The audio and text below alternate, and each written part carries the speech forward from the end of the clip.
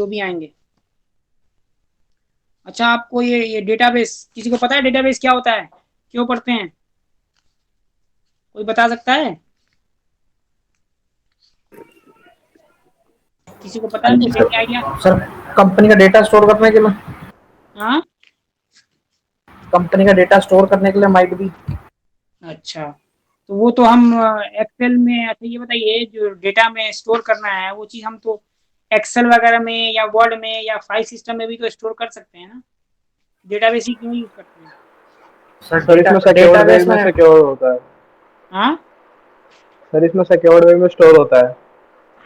अच्छा, आप लोगों ने पढ़ा है डेटाबेस, किसी ने पढ़ा है पहले? नहीं सर। किसी ने नहीं पढ़ा है, पहली बार पढ़ रहे हैं सारे? Yes sir. अच्छा, ठीक है। सर हम डेटाबेस यूज करते हैं for faster access and like extraction. किसी यूजर को कितना डेटा दिखाना है। ठीक, अच्छा बोला आपने।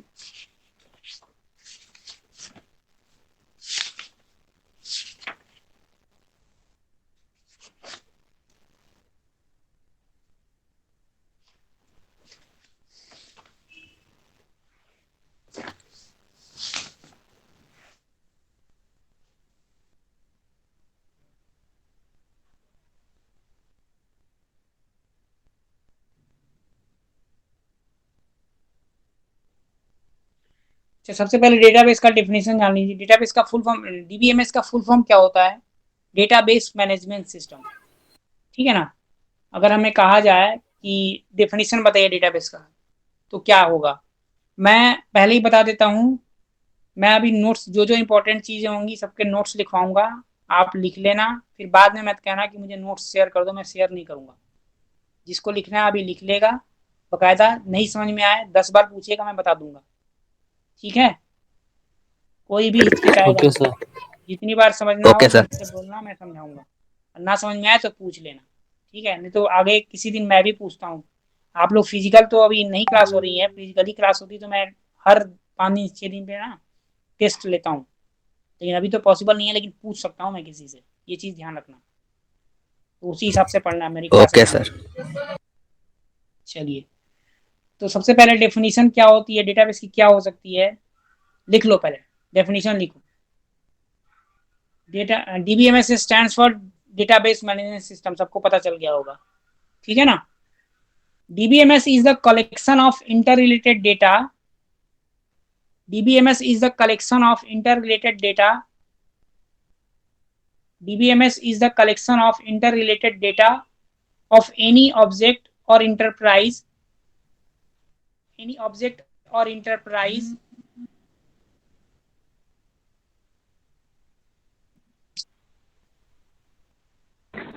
पर इट हेलो।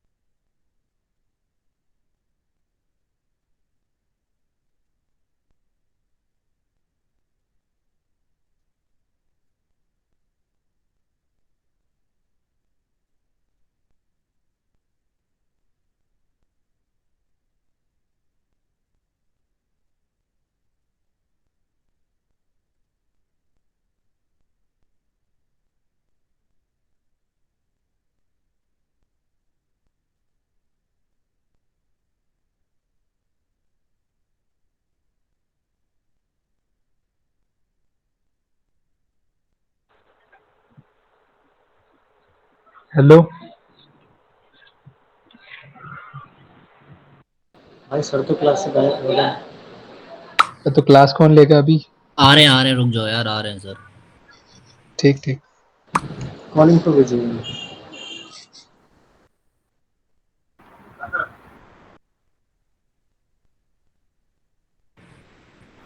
त्रिपाठी की क्लास छोड़ के।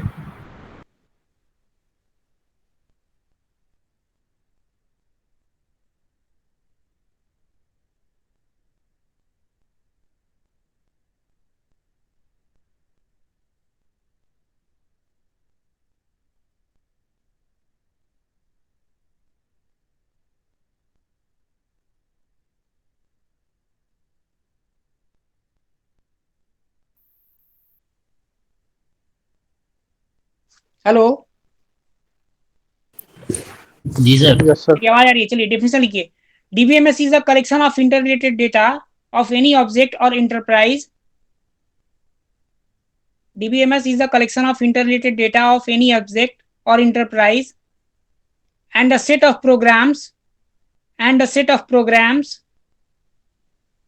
and a set of programs developed for doing some fundamental operations developed for doing some fundamental operations developed for doing some fundamental operations as like insertion, retrieval, updation, deletion, etc. onto the existing database. फिर से repeat कर रहा हूं। Sure. Develop for doing as a like. मैं फिर से बोल रहा हूं। DBMS is the collection of interrelated data of any object or enterprise and a set of programs developed for doing some fundamental operations as like insertion, retrieval, updation, deletion onto the existing database. कहने का क्या मतलब है कि database होता क्या है कि एक सेट ऑफ एक इंटररिलेटेड डेटा होता है किसी एक ऑर्गेनाइजेशन का, प्लस सेट ऑफ कुछ प्रोग्राम्स होते हैं, ठीक है, जिसके थ्रू आप उस पर सम फंडामेंटल ऑपरेशंस करते हैं। ठीक है, जैसे कहने का मतलब है, जैसे सपोज कर लो आप मेरिट ऑर्गेनाइजेशन में पढ़ रहे हो, कहा जाए आपको कि इसका एक डीबीएमएस तैयार करना है, तो क्या करोगे? उसका आप डेटाबेस बनाओगे, टेबल्स बनाओगे, उस पर एंट्री करोगे, उसके बाद उस पर प्रोग्रामिंग से आप जो भी है ऑपरेशंस परफॉर्म करोगे, सिलेक्शन करोगे, इंसर्शन करोगे, अपडेशन करोगे ना। तो इसी चीज को आप कहते हैं डेटाबेस मैनेजमेंट सिस्टम। ठीक है, मतलब database plus a set of programs for doing some fundamental operations. अब देखो, ये बताओ पहले क्या होता था कि डेटा, हमें डेटा सेव करना है तो हम इसको तो फाइल सिस्टम में भी सेव कर सकते हैं। हम डेटाबेस क्यों जरूरत पड़ी, इसके लिमिटेशंस क्या क्या है? फाइल सिस्टम में भी हम ये करते थे, एक्सेल में भी कर सकते थे, वर्ड में भी कर सकते थे, स्प्रेडशीट्स बहुत सारे यूज किया था, उसमें भी डेटा को हम सेव करके रख सकते हैं। लेकिन ऐसा क्या जरूरत पड़ गया कि हम डेटाबेस को इंट्रोड्यूस किया गया? क्या क्या लिमिटेशंस है फाइल सिस्टम से, कोई किसी को पता है? देखो सर मैं मोर बताता हूँ। सिक्योर्ड है। हाँ सर हाँ, इनकंसिस्टेंसी एंड रिडंडेंसी। बिल्कुल बिल्कुल। इसमें क्या होता है, फाइल सिस्टम जो था उसमें डुप्लीकेसी होने के चांसेस ज्यादा होते हैं। हो सकता है, अब ह्यूमन एरर तो हो ही सकता है, बंदा एंट्री करेगा, हो सकता है एक ही एंट्री को कई बार कर दे। ठीक है, इनकंसिस्टेंट डेटा हो जाएगा, डुप्लीकेसी होएगी, सिक्योरिटी नहीं होगी उस पर, कोई भी जब चाहेगा तब उसको एक्सेस कर सकता है। ठीक है, और मल्टीपल यूजर्स सेम टाइम पे एक फाइल सिस्टम को एक्सेस नहीं कर पाएंगे, ये भी एक लिमिटेशंस है। ठीक है, ये सारी लिमिटेशंस को दूर करने के लिए फिर हमने डेटाबेस को इंट्रोड्यूस किया गया। ठीक ना। अब देखो हमारा जो डेटाबेस आया, तो इसके एडवांटेजेस क्या क्या हैं, डेटाबेस के एडवांटेज क्या क्या हैं, इसको जानते हैं। सबसे पहला जो है पॉइंट लिखना, नंबर 1 डेटाबेस के एडवांटेजेस में, सेंट्रलाइजेशन ऑफ डेटाबेस। पॉइंट 1 है सेंट्रलाइजेशन ऑफ डेटाबेस, उसी के अंदर में लिख ए पॉइंट देना, sharing of database, B point centralisation control, C point reduction of redundancy.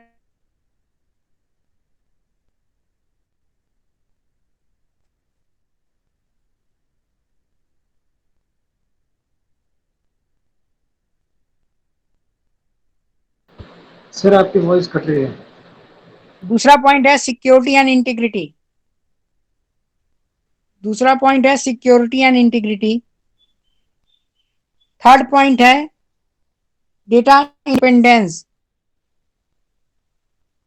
Third point है डेटा इंडिपेंडेंस।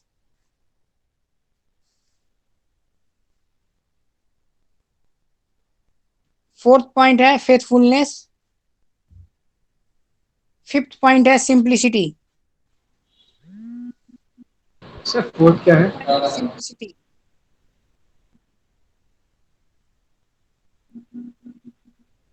फिफ्थ पॉइंट है सिंप्लिसिटी।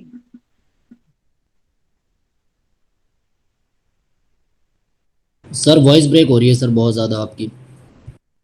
अच्छा हाँ एक सर मिनट, बहुत फेल हो रही है।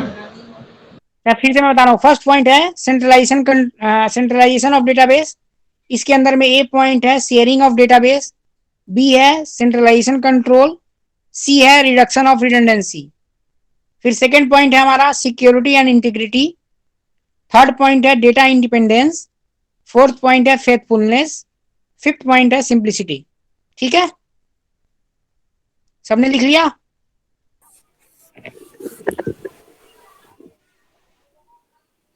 सबसे पहला पॉइंट है सेंट्रलाइजेशन ऑफ डेटाबेस। इसका मतलब क्या हुआ?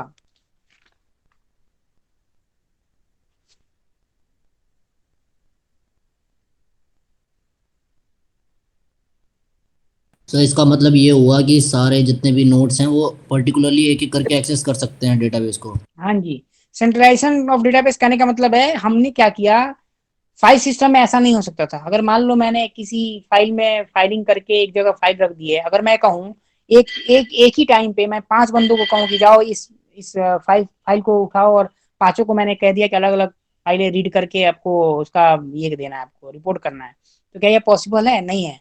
इसी के लिए हमें डेटाबेस में क्या हुआ, ये फायदा हुआ कि at a time more than one user at same time पे एक्सेस करके आप वहां से डेटा फेच कर सकते हैं। सबसे पहला इसका फीचर्स यही हुआ, एडवांटेज यही हुआ, सेंट्रलाइजेशन ऑफ डेटाबेस। एक ही जगह पे सेंट्रलाइज डेटाबेस बना दिया गया, वहां से मल्टीपल यूजर आपको एक्सेस कर सकते हैं। इसी में था, इसमें शेयरिंग ऑफ डेटाबेस, मतलब सेंट्रलाइजेशन हो गया, उसमें अलग अलग यूजर शेयर करके आप एक्सेस कर सकते हो। दूसरा था सेंट्रलाइजेशन कंट्रोल। एक जगह पर डेटाबेस बना दिया गया, एक ही जगह पे सेंट्रलाइज कंट्रोल किया, डीबीए जो है एक ही जगह पे डेटाबेस एडमिनिस्ट्रेटर बैठा हुआ है, वहां से सारा कुछ एक्सेस कर रहा है, कंट्रोल कर रहा है, जो भी ऑथराइजेशन देना है यूजर्स को उसको ऑथराइज कर रहा है, जिस यूजर को जो रोल देना है वो कर रहा है, मतलब सेंट्रलाइज कंट्रोल है। ठीक है। तीसरा इसमें था रिडक्शन ऑफ रिडंडेंसी, मतलब डुप्लीकेसी होने के चांसेस कम हो जाते हैं। डेटाबेस में जब एंट्री होती है तो वो बाय डिफॉल्ट वो डुप्लीकेट एंट्री नहीं लेती है। अगर हम कीज वगैरह एट्रीब्यूट्स वगैरह लगाते हैं उस पर, टेबल पे कीज वगैरह यूज करते हैं, तो हम डुप्लीकेट एंट्री हम उसमें नहीं कर सकते। मतलब ये redundancy of reduction of redundancy भी एक तरह का फायदा देता है। दूसरा हमारा है सिक्योरिटी एंड इंटीग्रिटी। सिक्योरिटी कहने का मतलब क्या है? सिक्योरिटी कहने का मतलब है, लिखना चाहते हैं तो लिख लें, मैं बोल रहा हूँ। सिक्योरिटी कहने का मतलब है, security means database security when the authorized users can access the database only. when the authorized user when the authorized user can access the database only, then we can say there is a security onto the database. then we can say there is a security onto the database। मतलब कहने का मतलब कि जो जो authorised user हैं उन्हीं को सिर्फ एक्सेस दिया गया है, वही सिर्फ उस डेटाबेस को एक्सेस कर पा रहे हैं, तो इससे सिक्योरिटी हमारी बनी गई। ठीक है। सर ये सिक्योरिटी फाइल सिस्टम में नहीं होती? कैसे होगी, खुद बताओ ना। ऐसे एक्सेल में कुछ एंट्री करके रख दिए, या फिर फाइल सिस्टम नॉर्मल फाइल्स में लिख के और फाइल बोर्ड में लगा कर रखी गई है, तो उस पर कोई सिक्योरिटी है? कुछ भी नहीं है। सर कोई पासवर्ड सिस्टम लगा के? कुछ भी हो सकता है। अगर बाई चांस आप कुछ भी हो गया, खुदा ना खास्ता कोई नेचुरल कैलामिटी आ गई, तो वो हमारी फाइल सिस्टम सारी रखी हुई है कमरे से सारे गायब हो जाएंगी, आग लग गई सारी चीज नष्ट हो जाएंगी। और डेटाबेस में रहेगा तो क्या है, हार्ड डिस्क में रहेगा, हो सकता है उसको फिर रिकवरी कर सकते हैं, या फिर हो सकता है हमारा उस कमरे में आग भी लगे तो हमारा डेटाबेस तो अलग है, एक जगह सेंट्रलाइज डेटाबेस है, वहाँ अलग अलग जगह पे कॉपीज होंगी, वहां से हम रिकवर कर सकते हैं कोई चीज, मतलब ये सब चीजें हैं, शेयरिंग है। दूसरा है हमारा सिक्योरिटी के बाद हमारा है इंटीग्रिटी। डेटाबेस इंटीग्रिटी कहने का क्या मतलब है, किसी को पता है, कुछ बता सकते हैं?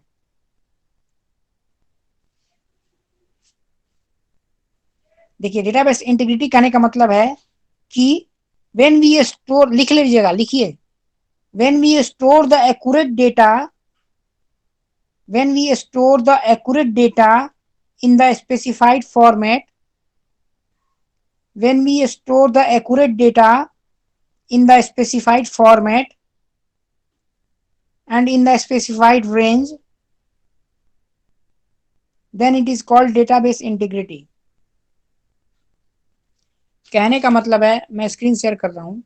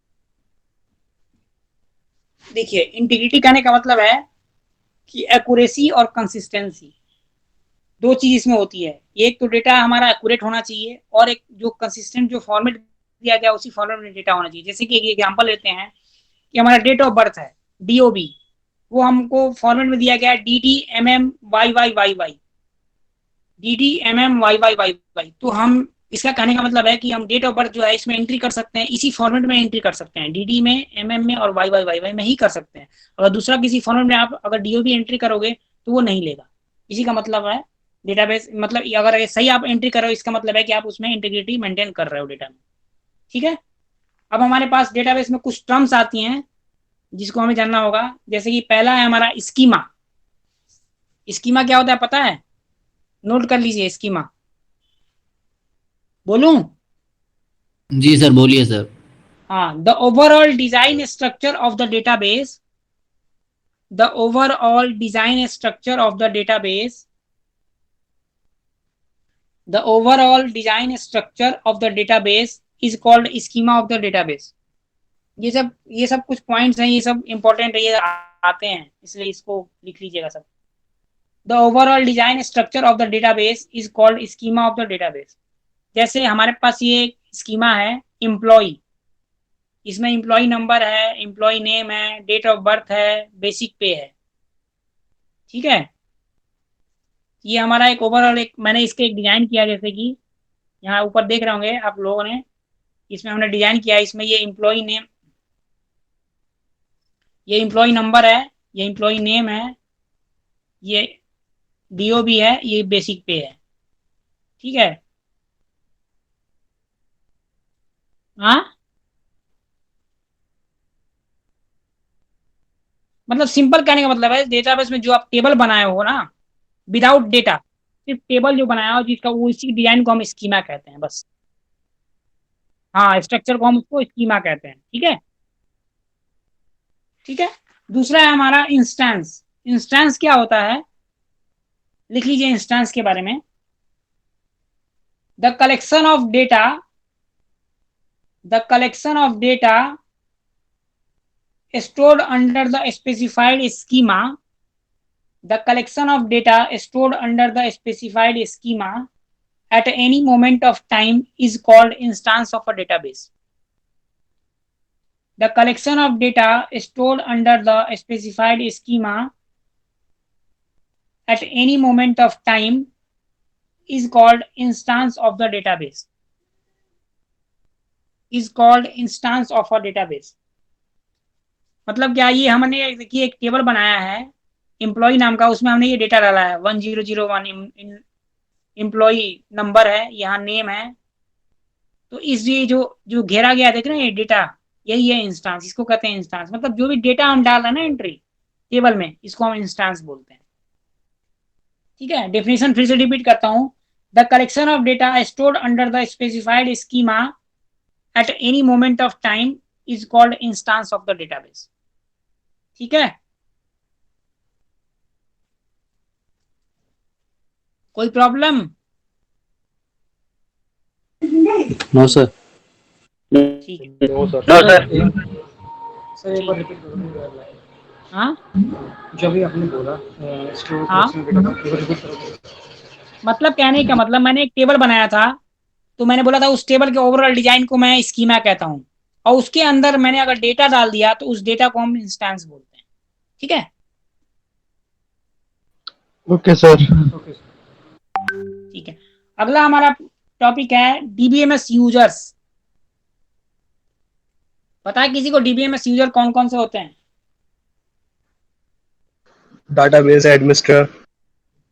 ठीक है, चलिए यहाँ नोट कीजिए, नीचे लिखा हुआ है डीबीएमएस यूजर्स। पहला है नेव यूजर, दूसरा है कैजुअल और ऑनलाइन यूजर्स, तीसरा है एप्लीकेशन प्रोग्रामर्स, चौथा है डीबीए। नोट करिए।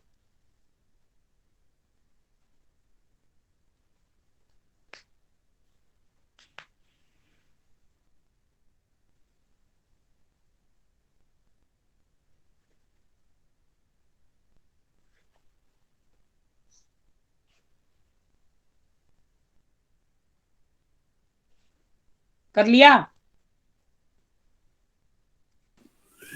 Yes sir. पहला है नेव यूजर्स। नेव यूजर्स क्या होते हैं?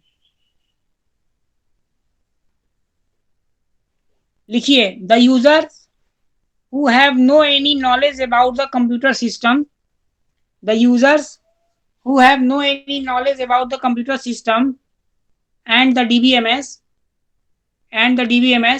but they can use the computer system and also the DBMS,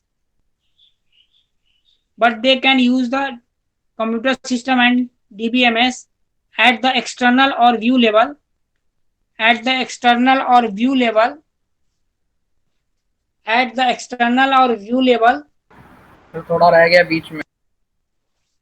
The nav users, the users who have no any knowledge about the computer system and DBMS, but they can use the computer system and DBMS at the external or view level are called nav users. Are called nav users. Example हो गया data entry operators. ठीक है, user है हमारे पास casual और online users. ठीक है, लिखिए इसके बारे में।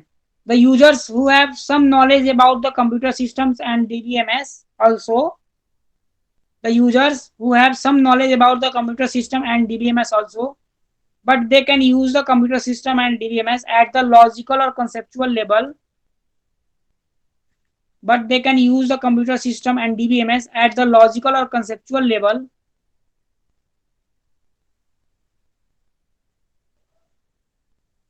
are called logical or online, are called casual or online users. Sir repeat कर दो एक बारी। The user who have some knowledge about the computer systems and DBMS also, but they can use the computer system and DBMS at the logical or conceptual level. At the logical or conceptual level are called casual or online users. Are called casual or online users. Example है इसके computer instructor या computer operator भी हो सकते हैं, ठीक है। तीसरा है हमारा application programmers.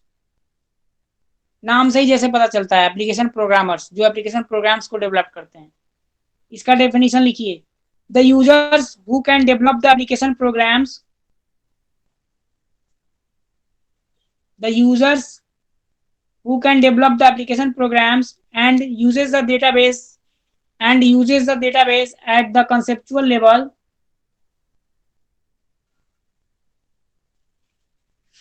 and uses the database at the logical or conceptual level and uses the database at the logical or conceptual level are called application programmers. Are called application programmers. Example में हो गया programmers, ठीक है। चौथा user है हमारा dBA. DBA हमारा super user है जो डेटाबेस पे सारे काम यही करता है।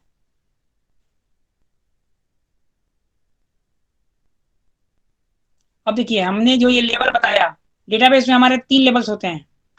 देखिए, एक्सटर्नल और व्यू लेवल्स, लॉजिकल और कंसेप्चुअल लेवल, फिजिकल और इंटरनल लेवल। सबसे ऊपर वाले पे हमारे नैव यूजर काम करते हैं जिनको कंप्यूटर के बारे में कोई नॉलेज नहीं है, कुछ भी नहीं है। जैसे कि किसी भी टायरो पर्सन को आप सिस्टम में बैठा दो, उसको डेटा एंट्री फॉर्म दे दो, कह दो इस पे एंट्री करना है, उसको पता नहीं है अंदर इंटरनल इसके क्या चल रहा है, इसके अंदर क्या कोडिंग चल रही है, कहाँ डेटाबेस में क्या सेव हो रहा है, कुछ भी पता नहीं है। बस उसको टाइप करना है, उसको एंट्री करते जानी है। दूसरा है कैजुअल और ऑनलाइन यूजर्स। दूसरे उस पर लॉजिकल और कंसेप्चुअल लेवल पे काम करता है, ठीक है। जैसे कि एप्लीकेशन प्रोग्रामर्स हमारे हैं, इस पे भी भले हमारे कंप्यूटर इंस्ट्रक्टर भी हो सकते हैं, ऑपरेटर भी हो सकते हैं। तीसरा यूजर है हमारा एप्लीकेशन प्रोग्रामर्स, जिनको कंप्यूटर सिस्टम के बारे में भी नॉलेज है, डेटाबेस के बारे में भी नॉलेज है, और ये एप्लीकेशन को डेवलप करते हैं। ऐसे form application programmers. Sir DBI programming करते हैं ना डेटाबेस में? बता रहा हूँ मैं अभी सिर्फ यहाँ लेवल दिखा रहा था, बता रहा हूँ, लिखाऊंगा उसके बारे में भी लिखाऊंगा। और ये हमारा सबसे नीचे का लेवल होता है फिजिकल और इंटरनल लेवल, जिसपे कि हमारा डीबीए काम करता है, ठीक है। अब डीबीए का रोल क्या क्या है वो लिख लीजिए।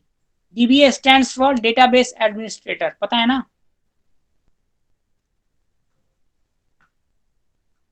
Yes sir.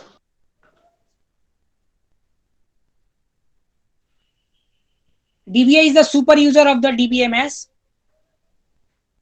DBA is the super user of the DBMS. DBA is the super user of the DBMS who controls all the activities of the DBMS. Who controls all the activity of the DBMS. Who controls all the activity of the DBMS. The main are the main role of DBAs are the main role of DBAs are the main role of DBAs are पहला point, DBA has the responsibility to define DBA has the responsibility to define DBA has the responsibility to define, comma, to manipulate and to control the database. DBA has the responsibility to define, to manipulate and to control the database. Second point, he or she is also responsible for the security and integrity of the database. Second point, he or she is also responsible for the security and integrity of the database. Third point, the DBA can give the authorization to the different responsible users. The DBA can give the authorization to different responsible users for accessing the database. Sir repeat sir एक बारी। हाँ, कौन? Second point, third sir third. the DBA can give the authorization to different responsible users.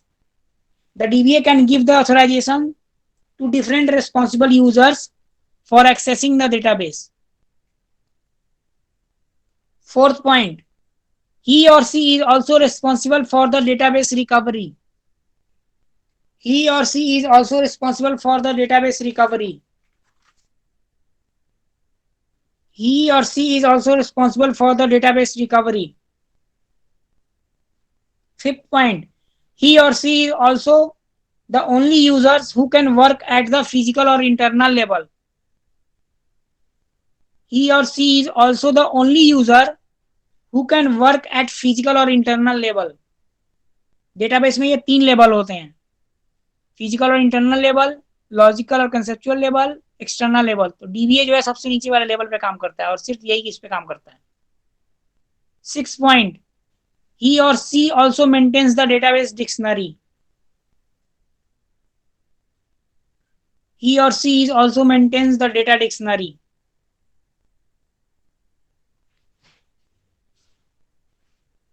ठीक है, कोई problem अभी तक जो पढ़ाया उसमें? फर्स्ट एंड सेकंड एक बार रिपीट करोगे? क्या रिपीट करूं? First and second point. First point, DBA has the responsibility to define, to manipulate and to control the database. उसी के पास रिस्पॉन्सिबिलिटी होती है, डेटाबेस डिफाइन भी करता है, वो मैनिपुलेट उस पर कर सकता है और उसको कंट्रोल करता है, एक्सेसिंग वगैरह करता है डेटाबेस. सर डीबीए प्रोग्रामर नहीं होते क्या? क्या? क्यों नहीं हो सकता है? क्यों नहीं हो सकता? आज के डेट में तो हर चीज पॉसिबल है भाई, लेकिन वैसे नहीं हो सकता है कहा जाए तो. सेकेंड पॉइंट था, he or she is also responsible for the security and integrity of the database. He or she is responsible for the security and integrity of the database.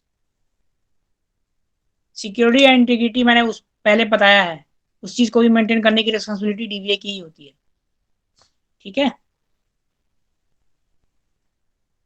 Sir dBA तो network engineer होता है ना? Network engineer अलग चीज हुआ भाई, dBA अलग चीज. डीबीए सिर्फ डेटाबेस के लिए, नेटवर्क इंजीनियर नेटवर्क के रिलेटेड कामों को देखता है ना, उसका फील्ड अलग है बिल्कुल, डीबीए का फील्ड अलग है बिल्कुल. सर डीबीएमएस में प्रोग्रामिंग के लिए अलग से होते हैं इंजीनियर, या डीबीए ही करते हैं?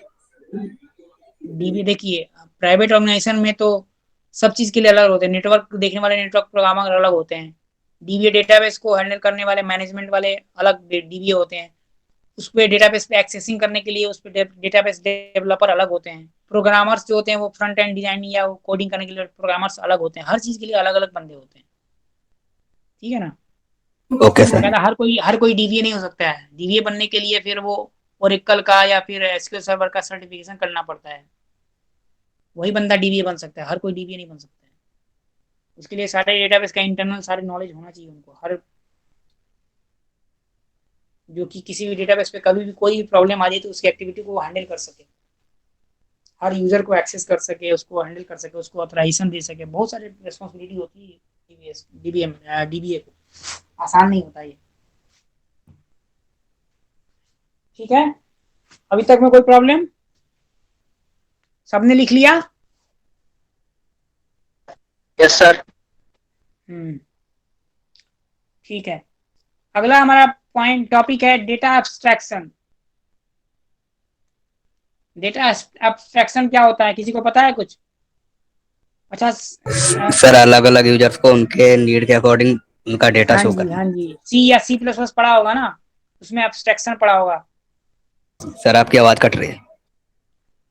अब आ रही है? ठीक.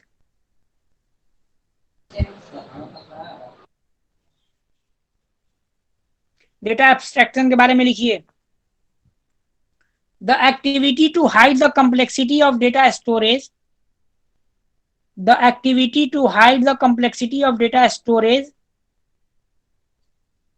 The activity to hide the complexity of data storage and data accessing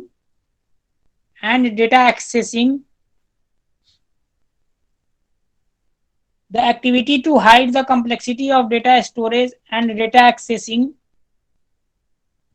at the internal level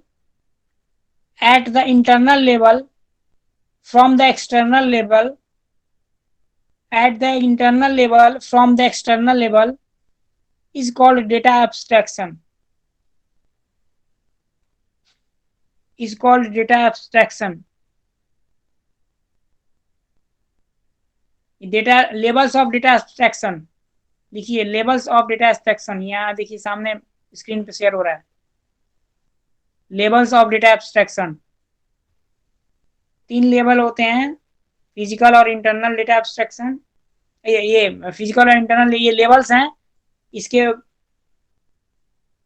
basis पे बताता हूँ। 2 टाइप के डेटा एब्स्ट्रैक्शन होते हैं। पहला बिटवीन लॉजिकल और फिजिकल लेवल, बिटवीन लॉजिकल और फिजिकल लेवल। दूसरा बिटवीन एक्सटर्नल और लॉजिकल लेवल, बिटवीन एक्सटर्नल और लॉजिकल लेवल।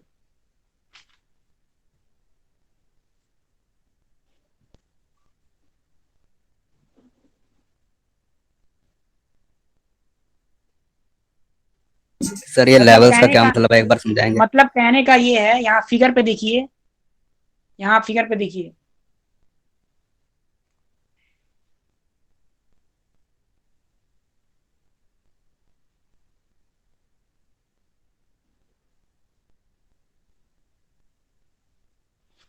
मतलब यहाँ कहने का है कि एक लेवल पे ये जैसे लॉजिकल और फिजिकल लेवल के बीच में एब्स्ट्रैक्शन करने का मतलब है कि लॉजिकल लेवल को उतना ही चीज इस पे दिखाएंगे जितना उसको जरूरत हो। उसको कम्प्लेक्सिटी से कोई मतलब नहीं है, कम्प्लेक्सिटी को रिमूव करके तब इसको दिखाया। जैसे एक्सटर्नल लेवल पे लॉजिकल में क्या प्रोग्राम लिखा गया उससे मतलब नहीं होता। एक्सटर्नल लेवल पे जैसे डेटा एंट्री ऑपरेटर बैठता है, वो सीधे फॉर्म देखता है, हाँ भाई नेम है, यहाँ नेम एंट्री करना है, सारे फील्ड्स को एंट्री करता है और सबमिट बटन दबा देता है। उसको इंटरनली अंदर क्या चल रहा है, कम्प्लेक्सिटी उसमें क्या प्रोग्रामिंग लिखा गया है, कहाँ से हुआ है, उससे उसको कोई मतलब नहीं होता है। तो वही कहा है, एक्सटर्नल से लॉजिकल के लिए जो भी डेटा एंट्री कर रहा है वो, उसी तरह लॉजिकल प्रोग्रामर से डेटाबेस कहाँ हो रहा है, कैसे हो रहा है, किस टेबल में जा रहा है, उससे इसको मतलब नहीं होता। वही चीज है, ये होती है डेटा एब्स्ट्रैक्शन। ठीक है। अगला पॉइंट है हमारा data independence.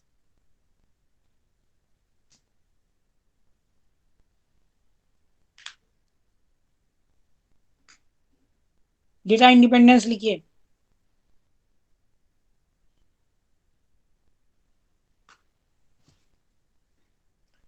Data independence,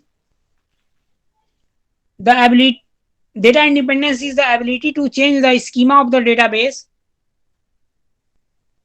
Data independence is the ability to change the schema of the database. Data independence is the ability to change the schema of the database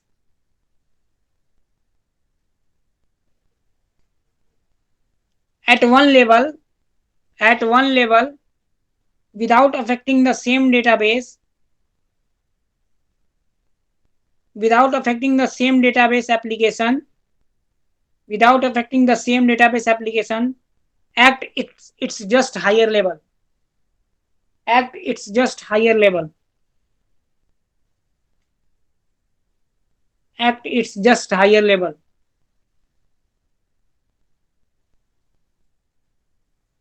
देखिए 2 type का data independence होता है।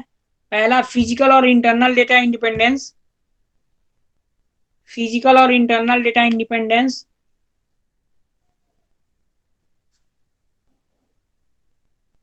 दूसरा logical और conceptual data independence, दूसरा logical और conceptual data independence. देखिए data independence क्या कहता है, it is the ability to change the schema of the database at one level without affecting the same database application at its just higher level। मतलब कहने का क्या है, इस फिगर पे देखिए, अगर फिजिकल लेवल पे किसी डेटाबेस में चेंजेस करते हैं तो उसके जस्ट हायर लेवल पे कोई इफेक्ट नहीं पड़ना चाहिए। अगर हम लॉजिकल लेवल पे कोई डेटाबेस में चेंजेस करते हैं तो हमें एक्सटर्नल लेवल पे कोई उसका इफेक्ट नहीं पड़ना चाहिए। इसी एबिलिटी को कहते हैं data independence.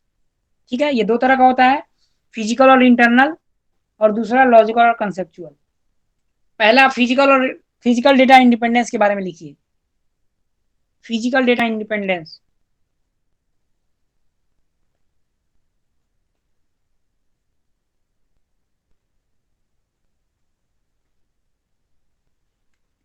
the ability to change the schema of the database, the ability to change the of the database at physical or internal level, at physical or internal level, at physical or internal level without affecting the same database application, without affecting the same database application, without affecting the same database application at logical or conceptual level, at logical or conceptual level is called physical or internal data independence, is called physical or internal data independence. कहने का मतलब है कि यहाँ figure में देखेंगे eight physical और internal level पे जब भी डेटाबेस में चेंजेस करते हैं तो उसके जस्ट हायर लेवल पे यानी कि लॉजिकल और कंसेप्चुअल लेवल पे कोई इफेक्ट नहीं होना चाहिए, इसको हम कहते हैं फिर इंडिपेंडेंट। ठीक है, उसी तरह से सेकंड हमारा है लॉजिकल और conceptual data independence. Second point है हमारा लॉजिकल और कंसेप्चुअल डेटा इंडिपेंडेंस, लॉजिकल और conceptual data independence. The ability to change the schema of the database, the ability to change the schema of the database at logical or conceptual level, at logical or conceptual level without affecting the same database application, without affecting the same database application at external or view level, at external or view level is called logical or conceptual data independence, is called logical or conceptual data independence, is called logical or conceptual data independence.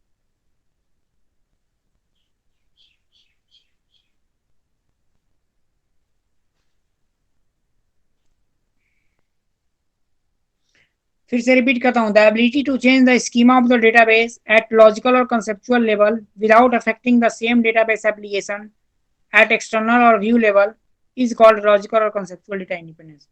मतलब कहने का कि अगर हम इस logical और conceptual level पे database में कोई चेंजेस कर रहे हैं तो जस्ट उसके हायर लेवल पे मतलब एक्सटर्नल और व्यू लेवल पे कोई इफेक्ट नहीं होना चाहिए, तो इस डेटा इंडिपेंडेंस को हम लॉजिकल और कंसेप्चुअल डेटा इंडिपेंडेंस कहते हैं। ठीक है,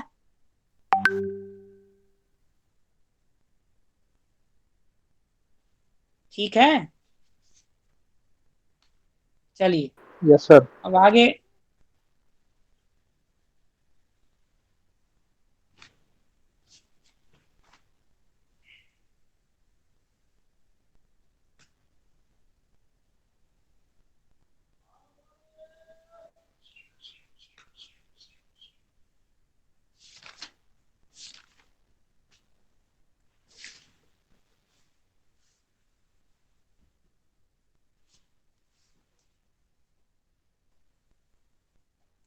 अगला है हमारा डेटा मॉडल।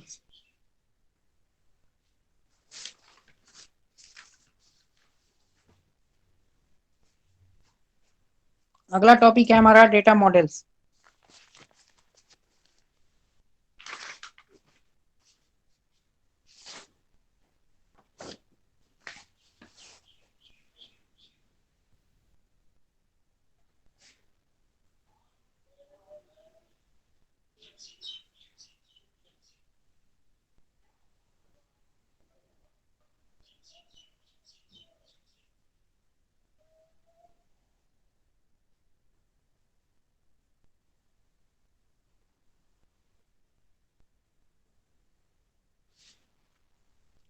डेटा मॉडल क्या होता है इसके बारे में लिख लीजिए। Data model is the abstract view of database, data model is the abstract view of database, data model is the abstract view of database, data model is a logical और conceptual tool, data model is a logical or conceptual tool which is used by the database designer, which is used by the database designer to design the database of any organization, to design the database of any organization। फिर से repeat करता हूं, the data model is the abstract view of database, data model is a logical और conceptual tool which is used by the database designer to design the database of any organization, by using the data model, the database designer can, by using the data model, the database designer can, point में लिखिएगा, can define all the data of the organization, can define the data of all organization, that can define all the data of organization. दूसरा, show the relationship among the data, can show the relationship among the data. दूसरा point, can show the relationship among the data. तीसरा point, define the constraints, can define the constraints.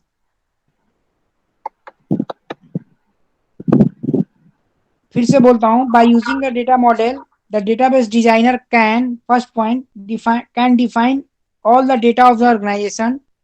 Second, can show the relationship among the data. Third, define the constraints.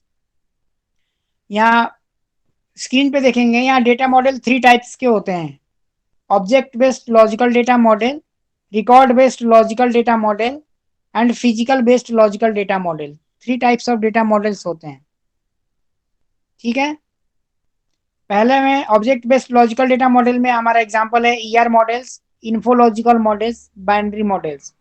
Record based logical model में हमारे पास example है relational models, network model, hierarchical model. तीसरा में physical based logical data model में हमारे पास example है यूनिफाई मॉडल और फ्रेम मेमोरी मॉडल। हम लोगों को सिर्फ ऑब्जेक्ट बेस्ड और लॉजिकल डेटा मॉडल में एक ईआर मॉडल्स है, उसी को हम लोगों को पढ़ना है।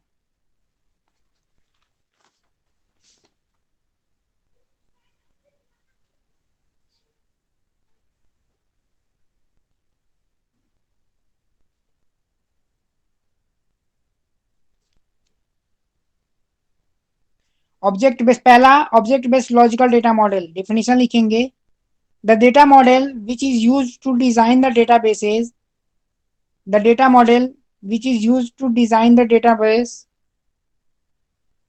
at the external or view levels as well as logical or conceptual level, at external or view level as well as logical or conceptual level is called object based logical data model, is called object based logical data model. But this type of data model can only give the overview of the database designing because it is graphical representation. But this type of models can only give the overview of the database designing because it is graphical representation. फिर से repeat करता हूं, the data model which is used to design the database at external or view level as well as logical or conceptual level is called object based logical data model. But this type of models can only give the overview of the database designing because it is the graphical representation. Example है हमारे पास ER model, infological model और binary model. दूसरा data model है हमारे पास record based logical data model. इसके बारे में लिखेंगे, the data model which is also used to design the database at external or view level as well as logical or conceptual level is called record based logical data model. The data model which is also used to design the databases at the external or view level as well as logical or conceptual level is called record based logical data model. But this type of model can give the database designing in detail. But this type of data model can give the database designing in detail because it is the tabular representation. Because it is the tabular representation. इसके एग्जांपल हैं relation model, network model, hierarchical model.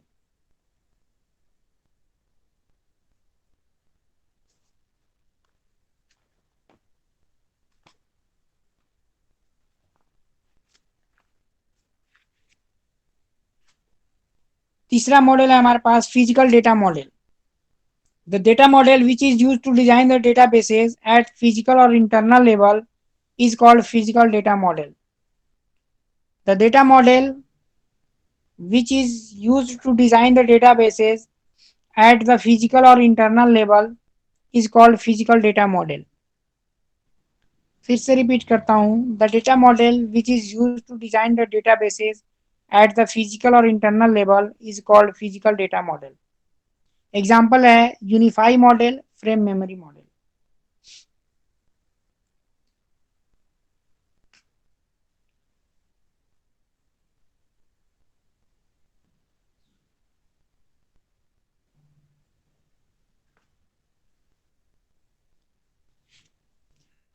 तो हम entity relationship diagram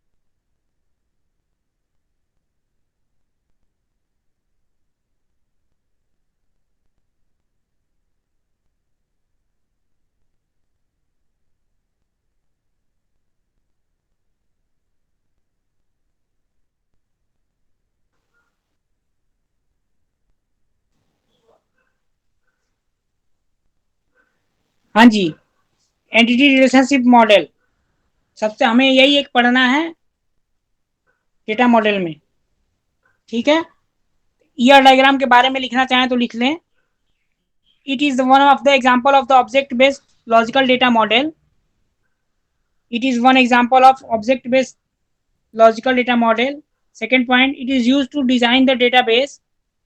It is used to design the database at external or view level as well as logical or conceptual level.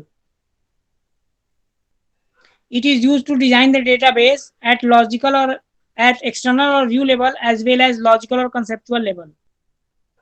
Third point, it is the graphical representation. It is a graphical representation.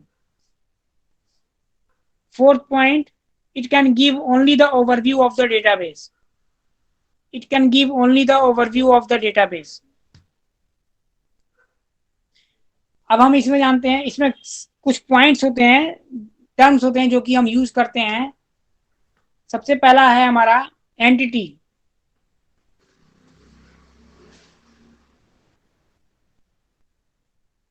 कुछ points है जो इसमें हम use करते हैं। पहला entity है, दूसरा एट्रीब्यूट है, तीसरा एंटिटी सेट है, चौथा हमारे पास डोमेन है, ठीक है। एंटिटी का क्या मतलब होता है, एंटिटी का डेफिनेशन लिख लीजिए। The object which can be uniquely defined और identified in the organization is called entity. The object which can be uniquely defined or identified in the organization is called entity. जैसे कि हमारे पास आप merit organisation में कहा जाए कि entity बताया तो क्या क्या हो सकता है, रोल हो सकता है, कोर्स हो सकता है, टीचर हो सकते हैं, ये सब एंटिटीज हो सकते हैं। सेकेंड टर्म हमारा है एट्रीब्यूट्स। एट्रीब्यूट्स क्या होता है, द कैरेक्टरिस्टिक्स और properties by which the entity can be defined is called attributes. Attributes का definition लिख लीजिए। the characteristics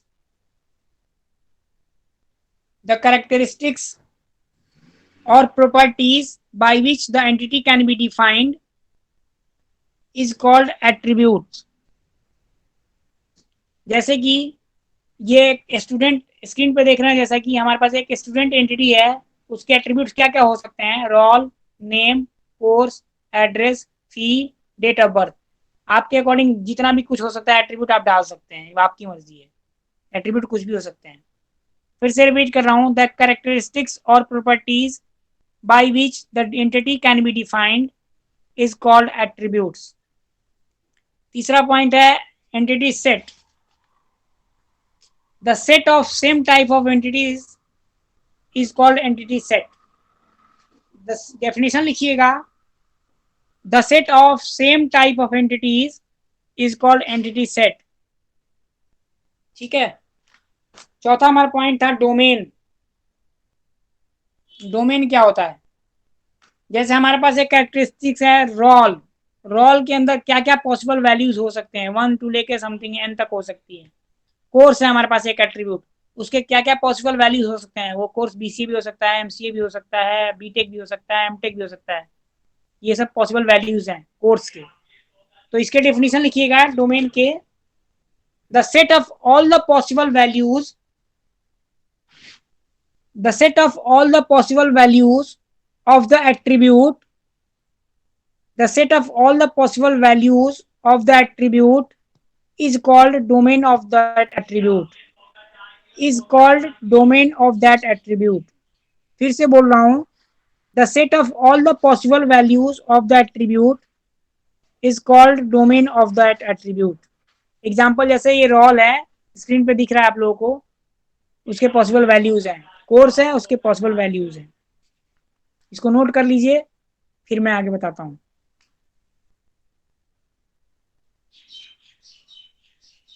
जो जो नोट नहीं किए हैं वो नोट कर लें प्लीज इसको।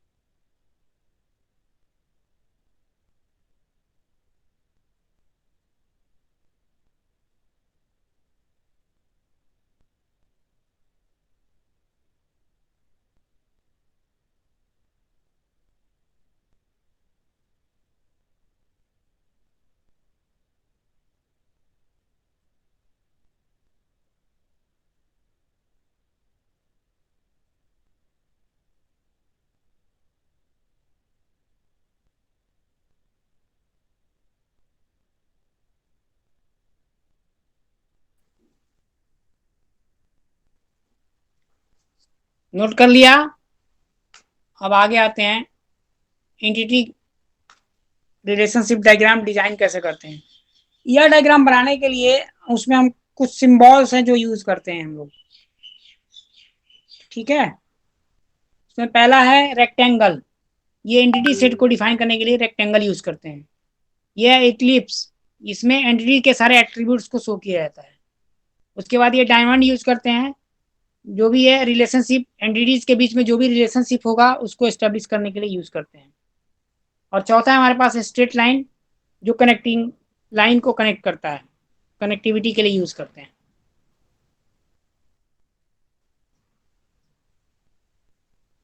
Hello sir, rectangle is for entity, right? हाँ, रेक्टेंगल के एंटिटी के लिए यूज करते हैं। इलिप्स जो है एट्रीब्यूट को शो करने के लिए यूज करते हैं। डायमंड जो है कंडीशन को शो करने के लिए, रिलेशनशिप दिखाने के लिए डायमंड, और स्ट्रेट लाइन कनेक्ट करने के लिए यूज करते हैं, एक दूसरे एंटिटीज को कनेक्ट करने के लिए यूज करते हैं, ठीक है। Okay, ये sir.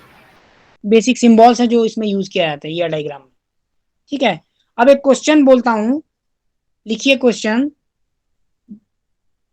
Draw the entity relationship diagram, draw the entity relationship diagram to show the relationship between the student, to show the relationship between the student and the teacher in the merit organization. Draw the entity relationship diagram to show the relationship between the student and teacher in the merit organization. तो देखिए ER diagram जब आएगा बनाने के लिए, हर बार आता ही आता है, 20 नंबर का क्वेश्चन आएगा कि ये कंडीशन दे दिया जाएगा, उसका आपको ईयर डायग्राम बनाना होगा और उसके रिलेशनल टेबल बताने होंगे, ठीक है। तो ये स्टेप बाय स्टेप आपको बनाने होंगे, क्योंकि 20 नंबर का आएगा तो कम से कम 2-3 पेज में बनाइएगा, तब जाके मार्क्स मिलेगा। ये हर बार आना ही है, ना आने का सवाल ही नहीं है, ये कंफर्म है कि 20 नंबर का आपका ये सवाल आना है, चाहे वो असाइनमेंट में हो चाहे वो आपके एग्जाम्स में हो, आने ही आने हैं। तो इसको 4 स्टेप्स में हम फॉलो करेंगे। सबसे फर्स्ट स्टेप में हम आइडेंटिफाई करेंगे कि हमारे इस क्वेश्चन में कौन कौन से एंटिटी सेट्स हैं। पहला कंडीशन में हम आइडेंटिफाई करेंगे कि हमारे पास कौन कौन से एंटिटी सेट अवेलेबल हैं, ठीक है।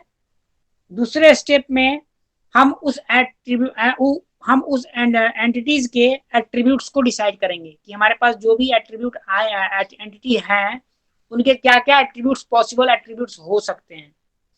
तीसरे स्टेप में हम उसके रिलेशनशिप को एस्टेब्लिश करेंगे। रिलेशनशिप मतलब मैपिंग कंस्ट्रेंट्स, कि एक दो जो भी हमारे पास एंटिटी सेट है वहां पे उनके आपस में क्या रिलेशनशिप एस्टेब्लिश हो सकता है, मैपिंग कंस्ट्रेंट्स हो सकता है। ये मैपिंग कंस्ट्रेंट्स 4 तरह के होते हैं, ठीक है। मैपिंग कंस्ट्रेंट ये 4 तरह के होते हैं। पहला है 1 to 1, इसको ऐसे डिनोट करेंगे 1 to 1। दूसरा है 1 to many, जिसको ऐसे डिनोट करते हैं। तीसरा है many to 1, जिसको many to 1 ऐसे डिनोट करेंगे। चौथा है many to many, इसको ऐसे डिनोट करते हैं। इससे हम मैपिंग कंस्ट्रेंट्स बताते हैं तीसरे स्टेप में। और फोर्थ स्टेप में फाइनली हम ईआर डायग्राम डिजाइन करते हैं। फिर से बताता हूँ, फर्स्ट स्टेप में ऐसे ही आप लिखेंगे बाकायदा, क्योंकि आपको लंबा बनाना होगा इसको, तो उस हिसाब से आपको बड़ा बनाना, इसको 2-3 पेज में ले जाना पड़ेगा। तो स्टेप बाय स्टेप इसको फॉलो करेंगे।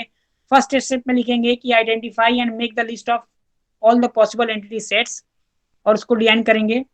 सेकेंड स्टेप में हम उस एंटिटीज के एट्रीब्यूट्स को डिसाइड करेंगे। थर्ड स्टेप में हम मैपिंग कंस्ट्रेंट्स डिसाइड करेंगे कि उनमें एंटिटी सेट में ये कौन से मैपिंग कंस्ट्रेंट्स यूज होंगे, ये चारों में से। और फोर्थ स्टेप में जाके हम ईआर डायग्राम डिजाइन करेंगे। और फिफ्थ स्टेप में हम उसके टेबल्स डिजाइन करेंगे। रिलेशनल टेबल अगर कहेगा डिजाइन करने के लिए तो रिलेशनल टेबल डिजाइन करेंगे। तो ये फोर्थ फिफ्थ स्टेप हम यूज करते हैं, ठीक है।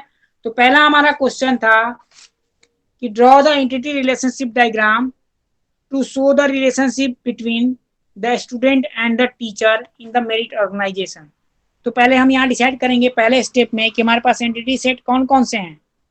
क्वेश्चन से ही पता चलता है कि हमारे पास यहाँ 2 एंटिटी सेट बताया जा रहे हैं, एक स्टूडेंट है एक टीचर। तो फर्स्ट स्टेप में हम एंटिटी आइडेंटिफाई करेंगे। सेकेंड में हम उसके एट्रीब्यूट आइडेंटिफाई करेंगे। थर्ड में हम डिसाइड करेंगे कि उनके बीच में क्या एट्रीब्यूट, क्या मैपिंग कंस्ट्रेंट्स लगाया जा सकता है। आप खुद बताइए, टीचर में मेरिट रैंक से आप पढ़ते हैं वहां टीचर और स्टूडेंट के बीच में क्या रिलेशनशिप हो सकता है, क्या 1 to 1, 1 to many, many to 1 या many to many, क्या रिलेशनशिप हम एस्टेब्लिश कर सकते हैं? Sir many to many. बिल्कुल सही। यानी कि बहुत सारे टीचर बहुत सारे स्टूडेंट को पढ़ा सकते हैं, या बहुत सारे स्टूडेंट बहुत सारे टीचर से पढ़ सकते हैं। तो हम यहाँ पे मैपिंग कंस्ट्रेंट्स यूज करेंगे मेनी टू मेनी। और चौथे स्टेप में हम ईआर डायग्राम बनाएंगे। तो इस क्वेश्चन का ईआर डायग्राम बनाएंगे ऐसे, ये देखिए, ये हमारा टीचर एक एंटिटी हुआ, हमारा स्टूडेंट एंटिटी हुआ, इसके ऑल द पॉसिबल एट्रीब्यूट्स हैं, ये किसी के कितने भी हो सकते हैं, आपके दिमाग के ऊपर में जितने आएंगे उतने एट्रीब्यूट आप ऐड कर लो, जितना ऐड करोगे उतना अच्छा है। उसी स्टूडेंट के सारे एट्रीब्यूट जो भी आपके दिमाग में आएंगे सारे ऐड कर लो। उसके बाद इन दोनों एट्रीब्यूट के बीच में डायमंड आएगा, इसमें हम क्या रिलेशन एस्टेब्लिश है इन दोनों के बीच में, यानी कि टीचिंग का रिलेशन है, दोनों के बीच में क्या रिलेशन है, टीचिंग का। और मैपिंग कंस्ट्रेंट क्या हो सकता है, मेनी टू मेनी। तो ये हमारा यह डायग्राम बन गया। आप लोग इसको नोट करो, मैं 2 मिनट में आया।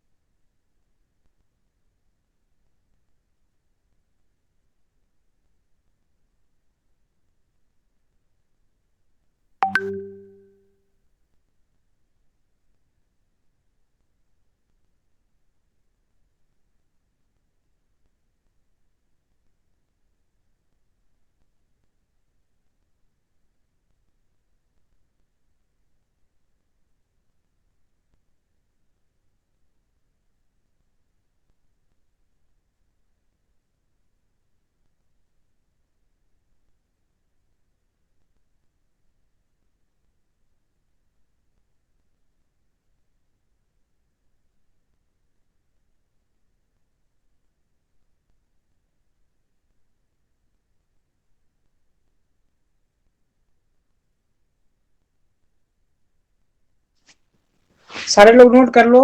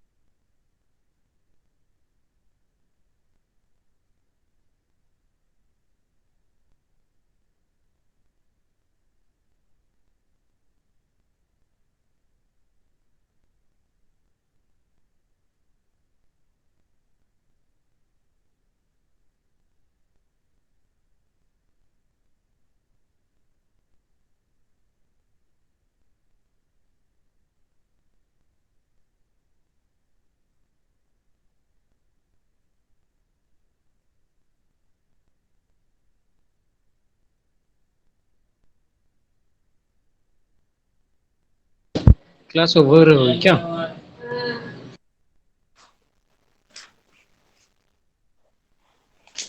नोट कर लिया सबने? जी सर। ठीक है, नोट कर लो जल्दी से।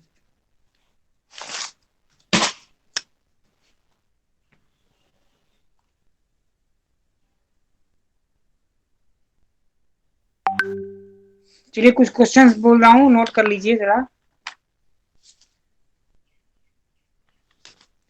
Draw the entity relationship diagram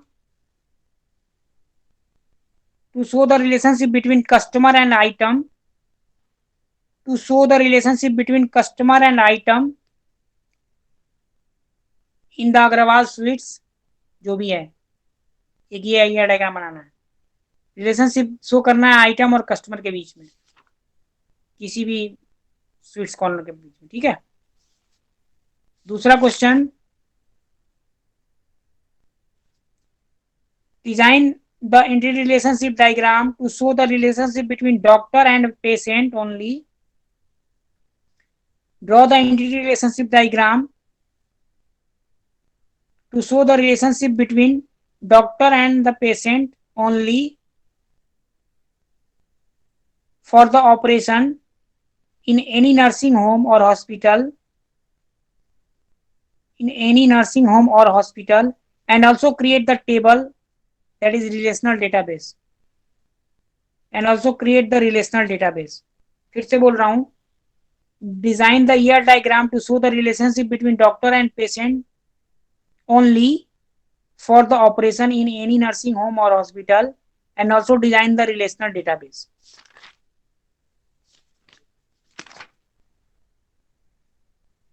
एक और क्वेश्चन लिखिए, draw the entity relationship diagram to show the relationship between doctor and the patient for the treatment in any hospital. Draw the entity relationship diagram to show the relationship between the doctor and the patient for the treatment in any hospital. तीनों question आप लोग बनाइए। लिख लिया सबने? जी sir. ठीक है, step by step बनाइएगा ऐसे ही, और लास्ट में रिलेशनल टेबल भी बनाइएगा। इसके टेबल कौन कौन से बन सकते हैं उसको डिफाइन करके उसको उसका एट्रीब्यूट बताइएगा, ठीक है। बनाइए, पहला बनाइए, उसके बाद देखते हैं।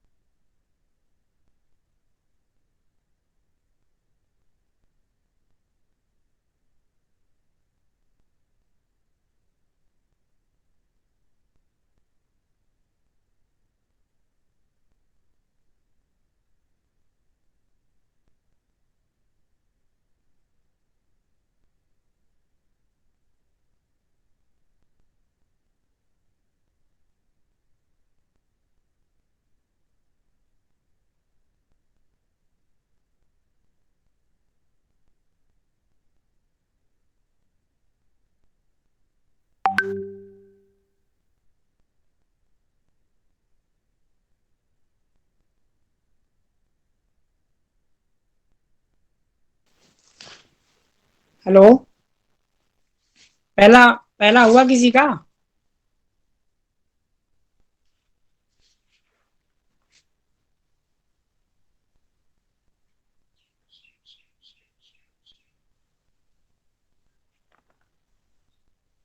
किसी ने बनाया, ड्रॉ किया पहला?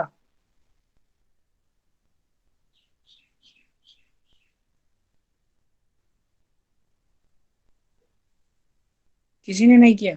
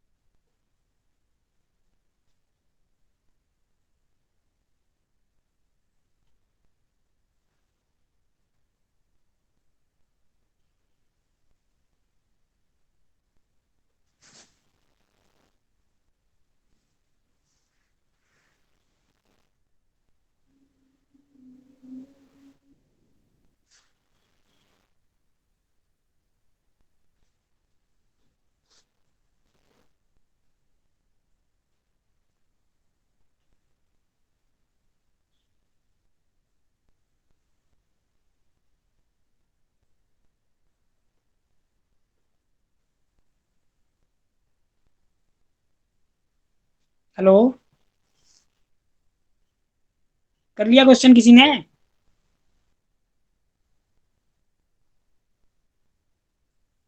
हेलो,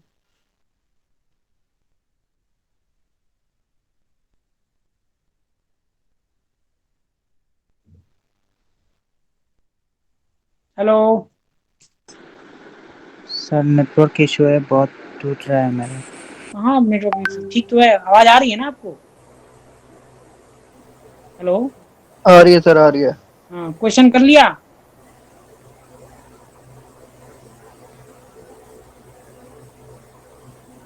जिसने कर लिया शेयर करो, स्क्रीन दिखाओ जरा, पहला वाला, कस्टमर और आइटम के बीच में।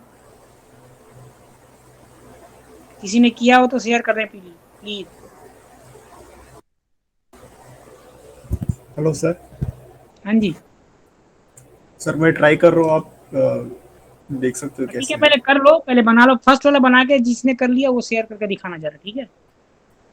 नहीं सर, एक बार ऐसे बता सकते हैं मतलब इसमें क्या करना है? मतलब मैंने बेसिक शेप तो बना दिया है लेकिन वही है, सेम ही चीज, बस उसमें मेन है कि रिलेशनशिप क्या आप देना चाहते हो उसमें, कस्टमर और आइटम के बीच में क्या रिलेशन एस्टेब्लिश करोगे, डायमंड के बीच में उसके रिलेशन दे देना और उसके भी एट्रीब्यूट्स डाल देना। सिंपल सा है, बिल्कुल ड्रॉ कीजिए फिर देखते हैं, पहले पहले आप लोग ड्रॉ कर लीजिए। सर एक बार शेयर करूँ, एक बार आप हाँ, स्क्रीन शेयर कीजिए, देखते हैं।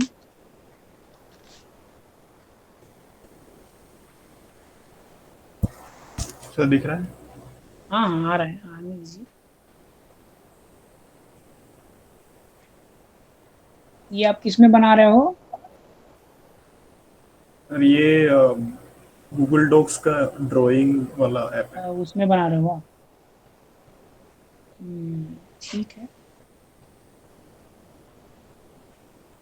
इसमें और जितने भी चाहते हो उतना आप ले सकते हो, एट्रीब्यूट जितना लेना लीजिए, हम ठीक कर रहे हैं। और फिर आइटम और कस्टमर के बीच में क्या रिलेशन हो सकता है, एक कस्टमर कितने भी आइटम ले सकता है और बहुत सारे आइटम बहुत सारे कस्टमर के द्वारा लिया जा सकता है, तो रिलेशनशिप क्या लग सकता है, मेनी टू मेनी।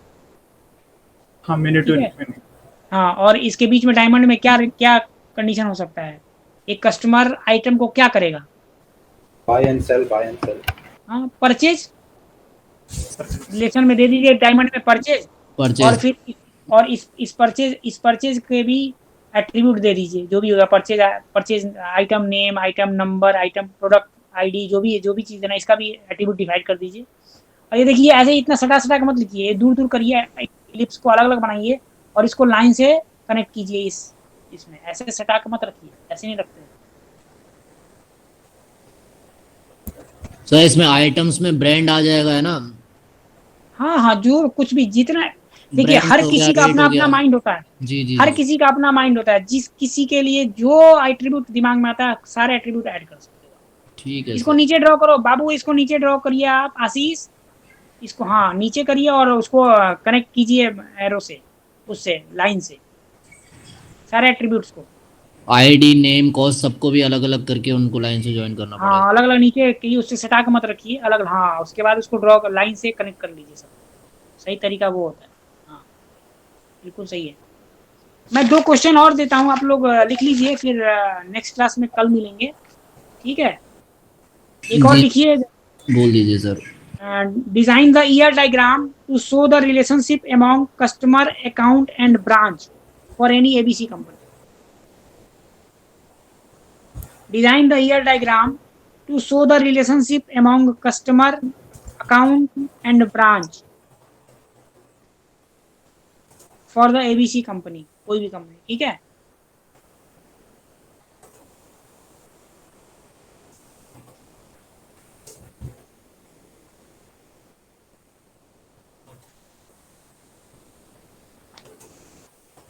आप लोग ड्रॉ कर लेना, कल फिर क्लास में हम आएंगे तो ये सब देखा जाएगा।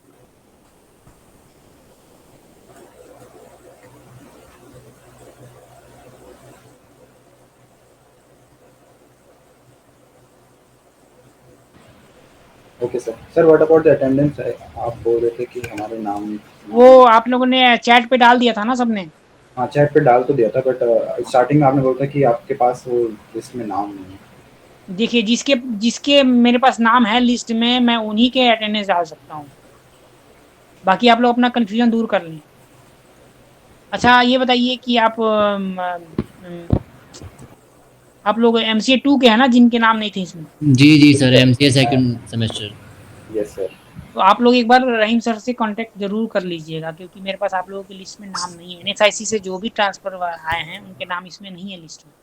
ठीक है सर। सर आप ना चैट बॉक्स में एक बार उनका नंबर दे दीजिए सर। चैट बॉक्स में एक मिनट।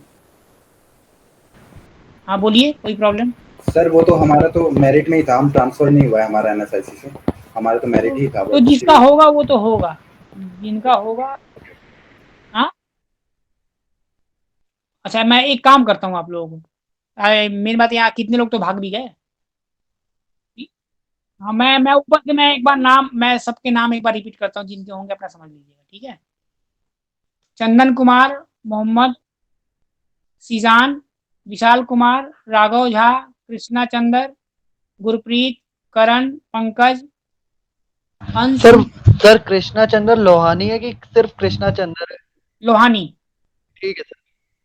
अंश शर्मा, मनीष कुमार, अंकित कुमार, सुमित राय, अभिषेक पाल, सत्यम, अभिषेक सिंह यादव, रोहन, धर्मचंद, और उसके बाद शिवम रॉय, दीपक सिंह राठौड़, शिवा भारत, अभिषेक शर्मा 2 बार हैं। अभिषेक शर्मा 2 हैं क्या? हाँ, इनरोलमेंट नंबर अलग अलग है। अंकुर मेवाती, उसके बाद संजीव कुमार, आयुष सिंह, सिद्धार्थ सिंह, रितेश कुमार कुशवाहा, श्रिया सिंह, प्रेम हंस, यतिन, उसके बाद कहाँ गए, कहाँ, फिरदौस, रूपाली, शुभम, सुनील, MD सराफ, अशरफ, आशीष कुमार, शिवम कुमार मिश्रा, रविंदर,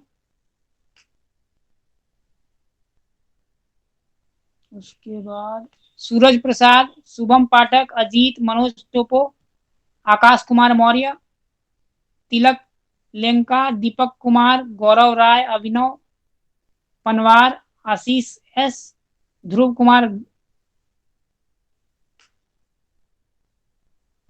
बॉबी, आसमा, विजय प्रकाश, समीर, MD वसीम, करण शर्मा, आदर्श कुमार, लता बिष्ट, रजनीश कुमार, अमित कुमार यादव, सौरभ सैनी, विक्रम सिंह सैनी, हिमांशु कुशवाहा, मोहम्मद कैफ, पवन राजपूत, अवधेश कुमार, राहुल प्रसाद, मुर्तुजा अंसारी, अरुण कुमार आर्य, अरविंद रविदास, आदित्य कुमार, अजय कुमार, केशव देव, अजय, अभिषेक शर्मा, उमेश कुमार, अंकित, शुभम, ओम आर्य, मुनाली, प्रताप राव, पंकज, मोहम्मद तबब। ठीक है, ये BCA के लोग हैं। MC वाले थर्ड का के बोल दीजिए सर, MC वाले भी बोल MCA दीजिए। वाले का बोलता हूँ। एथीना मैथ्यू, अजय कुमार, दीपिका मेहता, तनुज शर्मा, मोहम्मद जावेद, निकिता रागिनी, लवली, दीप्ति सूरी, सैफ अहमद, निहारिका, चंचल, आंचल, परमजीत, खेमचंद, ममता कुमारी शर्मा, रमनदीप सिंह, प्रवेश, प्रीति चौहान। बस इतने लोग। जी सर, जी सर। अच्छा ठीक है सर। एक मिनट PGDCA के भी स्टूडेंट है क्या इसमें? जी सर हैं। ओहो, यस सर। एक मिनट यार, यानी कि सबके होंगे इसमें तो। थेरी BCA वालों में तो कोई नहीं है, प्रैक्टिकल सेमी हुआ है, 81 है इसमें, 81 है तो ठीक है, इसमें कोई कंफ्यूजन ही नहीं है। मेन MCA 2 में है आप लोग। इसमें PGDCA थेरी अटेंडेंस, हाँ इसमें है प्रणव, ललित, चेतन, प्रभादीप, नवजोत, दीपक किरार और दंतुला राजा। ठीक है, ठीक है सर जी। मिल गए आप लोग, है इसमें? हाँ सर, है इसमें हमारा नाम। तो मैं फिर तो जिन्होंने नहीं डाला होगा चैट में डाल दीजिएगा फिर, यानी कि फिर सारे होंगे। एक्चुअली ना इसमें सीट थियरी के पीजीडीसीएम के अलग कर दिए हैं इन्होंने, इसलिए मुझे देखा नहीं, मैंने देखा नहीं, ठीक है। आपका नहीं था तो आप सागर। कांटेक्ट कर लेना रहीम सर को, मैंने चैट पे नंबर दे दिया है, जिसका नहीं है वो कांटेक्ट कर लेंगे please। सागर एमसीए का है क्या भाई? चल ठीक है, एनएसआईसी ओखला का है ना भाई? चलो मैं सर से कांटेक्ट करके बात करता हूँ, ठीक है फिर ग्रुप पे। हाँ बात कर लो आप लोग, फिर ग्रुप पे अपना ये कर लेना। जी जी ठीक है सर कल जी। मिलते हैं 1 बजे ही है कल भी? हाँ जी सर। ठीक है सर, आज आप सबको समझ में? जी जी बिल्कुल जी सर, सर। बहुत अच्छा पढ़ाया सर आपने, थैंक यू सो मच। चलिए ठीक है, ओके वेलकम। चलिए कल ओके मिलते हैं। सर। ये तीनों चारों क्वेश्चन करके आप लोग आना, जी ठीक जी है? बिल्कुल sir, thank you sir, take care sir. Okay. जी अभी बात कर रहा हूँ भाई मैं।